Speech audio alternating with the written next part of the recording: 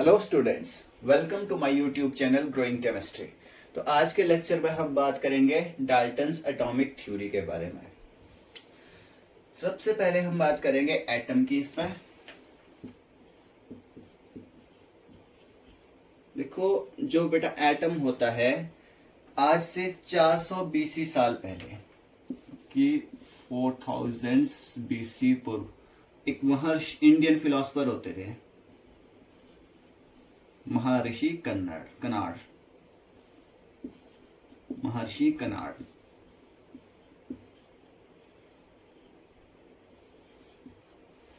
महर्षि कन्नाड एक Indian philosopher थे।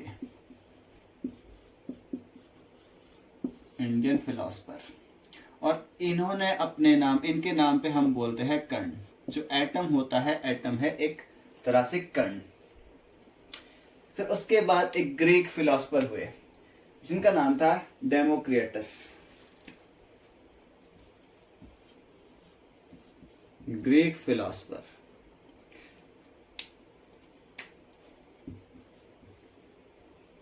Democritus. अब इन्होंने ग्रीक लैंग्वेज में नाम दिया एटोमियो। एटोमियो। इसमें जो एटम का मतलब होता है, एटम का जो मतलब होता है यहां पे एटोमियो, सॉरी, ATO। जो एटम का मतलब है यहां पे वो होता है अनकट,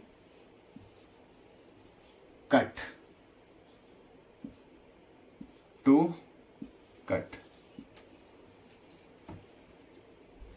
यानी कि जिसको सिंपलर पार्ट में कट नहीं किया जा सकता, वो चीज हमारे पास है एटम। उसको फर्दर डिस्कस किया एटम्स के बारे में। जो हमें बताया वो डाल्टन ने सबसे पहले बताया 1800 में।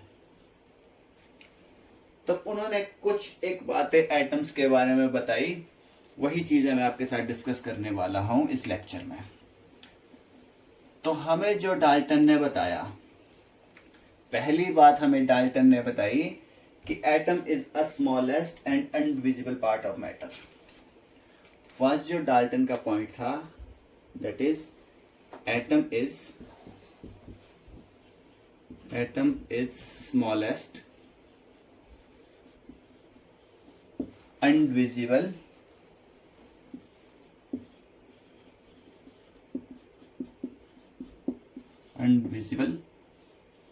Part of matter. कि किसी भी मैटर का सबसे छोटा और अनविजिबल, जिसको डिवाइड नहीं किया जा सकता, ऐसे पार्ट को उन्होंने नाम दिया एटम। एक और उन्होंने बात बोली, उन्होंने बोला atom can never be created not destroy. Atom can never be created nor destroyed.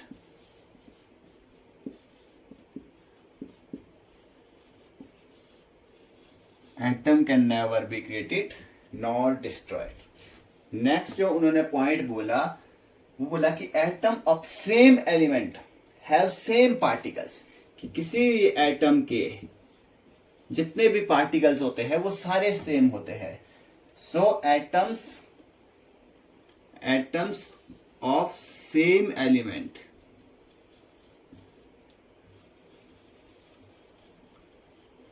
atoms of same elements have same particles.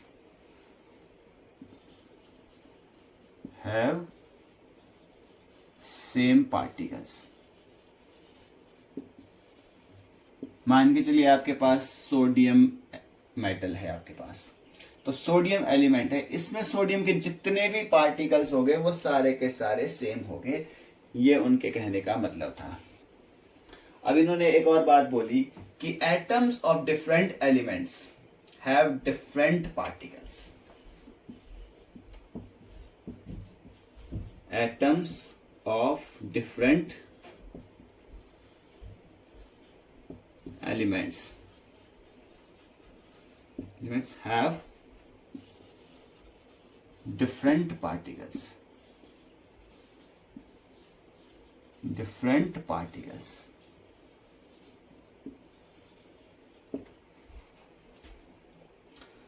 और एक और पॉइंट उन्होंने बोला कि atoms of different elements can combine to form a new compound.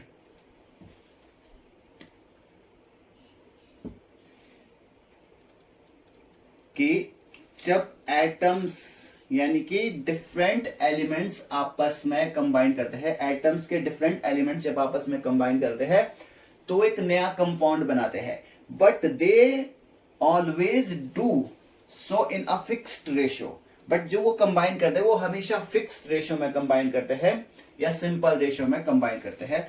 तो हम लिखेंगे atoms of different elements, atoms of different elements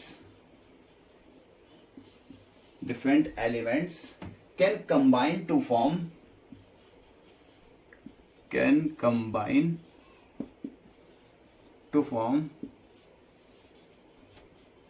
new compound.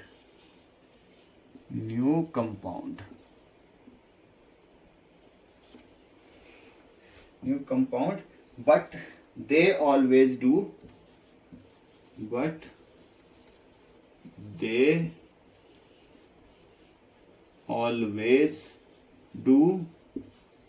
so in a fixed ratio, fixed or simple ratio.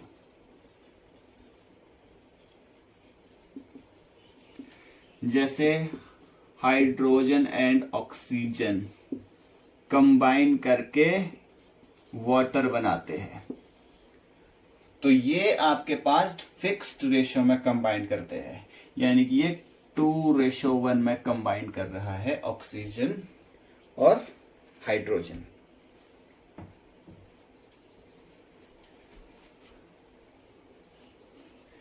तो ये थे Dalton's atomic theory के कुछ main postulates. Please take a screenshot.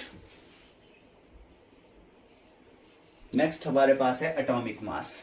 Atomic mass होता है हमारे पास mass of atom.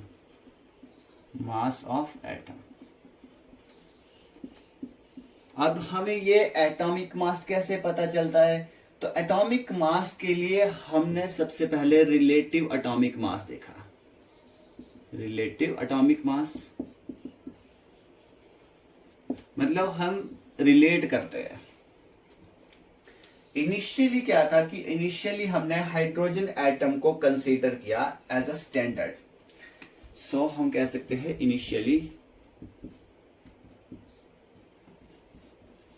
Initially hydrogen atom was considered as standard.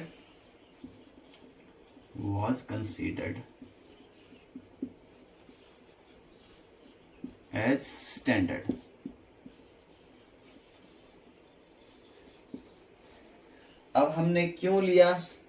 इसका मास हमने जो लिया हाइड्रोजन एटम का वो लिया 1. अब इसकी यूनिट नहीं थी तो हम कहेंगे यूनिट लेस.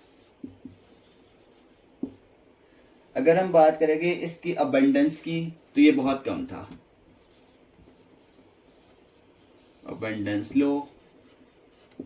और वहीं अगर इसकी बात करें इसमें और क्या प्रॉपर्टी थी हाइड्रोजन की? ये हाईली रिएक्टिव था, ये बहुत जल्दी रिएक्ट कर जाता है, हाईली रिएक्टिव था. लेकिन हमारे पास इसके आइसोटोप्स थे. हाइड्रोजन के हमारे पास 3 आइसोटोप्स थे. आइसोटोप होता है same atomic number but differ mass. Hydrogen atom का मास हमेशा डिफर कर रहा था. So same atomic number but different mass. उसके बाद हमने ये है 1961. इन 1961 की अगर हम बात करें तो हमने जो स्टैंडर्ड लिया वो हमने लिया कार्बन 12 को, यानी कि कार्बन 12 आइसोटोप्स को हमने एज अ स्टैंडर्ड लिया. So carbon 12 isotope was considered as a standard. As standard.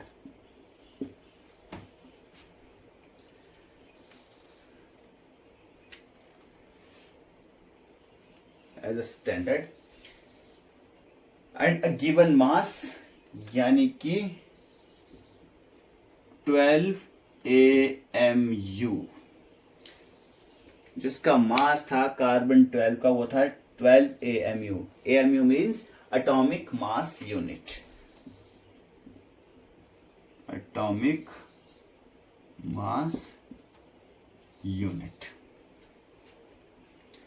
अब ये क्या होता है? सो 1 AMU is 1/12 mass of 1 carbon 12 isotope atom. यानी कि हमारे पास जो 1 AMU होता है, 1 AMU is equal to 1 carbon atom mass, 1 carbon atom mass divided by 12. हम इसको बोल सकते हैं कि 1 AMU is 1 AMU is 1/12 mass of 1 carbon 12 isotope atom.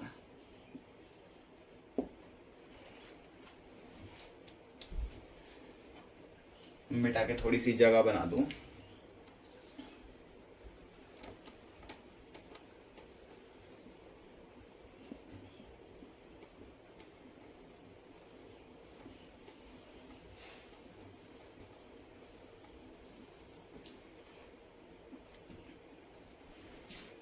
जब हमने एक्सपेरिमेंटली देखा तो हमारे पास 1 कार्बन 12 एटम का जो मास आया वो हमारे पास आया 1.99 इंटू 10 की पावर -23 ग्राम. ये वैल्यू हमारे पास आई एक्सपेरिमेंटली ये हमारे पास वैल्यू आई. तो हमारे पास जो 1 AMU होगा, सो 1 AMU इज इक्वल टू 1.99, क्योंकि कार्बन 12 यानी कि ये कार्बन 12 अपॉन 12, तो कार्बन एटम का मास कितना आया हमारे पास 1.99 इंटू 10 की पावर -23 ग्राम डिवाइडेड बाय 12. और जब हमने इसको सॉल्व किया तो ये हमारे पास आया 0.166 इंटू 10 की पावर -23 ग्राम्स. तो हम डेसिमल को इस साइड ले जाएंगे तो लेफ्ट साइड ले जाके हमारे पास -1, और मतलब इस साइड को जब हम डेसिमल को ले जाएंगे तो वैल्यू और ज्यादा माइनस में चली जाएगी. तो 1.66 इंटू 10 की पावर -24 ग्राम, ये हमारे पास 1 AMU की वैल्यू आ जाती है.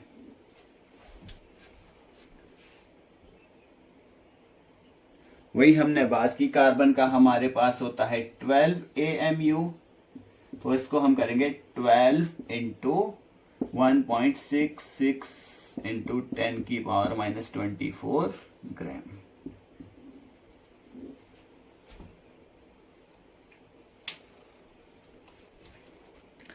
अगले लेक्चर में हम बात करेंगे रिलेटिव एटॉमिक मास की, लेकिन उससे पहले हम देख लेते हैं जो हाइड्रोजन है हमारे पास, हाइड्रोजन के जो एक एटम का जो हमारे पास मास है, जो एक्सपेरिमेंटली हमने देखा 1.67 इंटू 10 की पावर -24. अब हमारे पास वहीं पे 1 AMU की जो वैल्यू होती है, 1 AMU की वैल्यू हमारे पास है 1.66 इंटू 10 की पावर -24 ग्राम. तो यहां से जो हमारे पास हाइड्रोजन का मास आएगा तो हमारे पास ये आ जाएगा 1.67 इंटू 10 की power minus 24 divided by 1.66 into 10 की पावर माइनस 24। ये कैंसिल आउट हो जाएगा। जब ये इसको कैंसिल करेगा तो 1.007 ये हमारे पास वैल्यू आ जाएगी। तो हाइड्रोजन का मास हमारे पास आ जाता 1.007 AMU। आज के लेक्चर में बस इतना ही। वीडियो अच्छा लगे तो वीडियो को कीजिए। हाँ, एक और चीज हमारे पास, बट आज के दिनों में हमारे पास जो AMU है, AMU को मेंशन किया जा रहा है म्यू से, that is called unified mass. Unified mass आपको AMU लिखा हुआ देखने को मिल सकता है, आपको म्यू देखने को लिखा हुआ मिल सकता है। सो आज के लेक्चर में बस इतना ही। वीडियो अच्छा लगे तो वीडियो को कीजिए लाइक एंड शेयर, चैनल को कीजिए सब्सक्राइब। मिलते हैं अगले लेक्चर में।